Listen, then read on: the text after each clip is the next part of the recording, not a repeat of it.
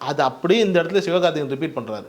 ஒன்றும் கிடையாது. இப்போ ஆல்மோஸ்ட் வந்து சந்திரமுகியில் ரஜினி என்ன ஸ்டேஜில் இருந்தார், ஆல்மோஸ்ட் விஜய் வந்து அந்த இடத்துல தான் இருக்காருன்னு வைங்களேன். சந்திரமுகியே நிறைய டைமில் வந்துட்டு ரஜினி அவர்கள் ரொம்ப நீண்ட இடைவெளிக்கு அப்புறம் பண்ண படம்.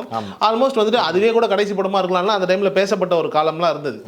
அதே தான் இன்னைக்கு ஹிஸ்ட்ரி ரிப்பீட் ஆகுது. சந்திரமுகி ரஜினி இடத்துல விஜய் ஜனநாயகனாக இருக்கிறாரு. அப்படியே வந்துட்டு சச்சின் விஜய் இடத்துல பராசக்தி சிவகார்த்திகேயன் இருக்காரு.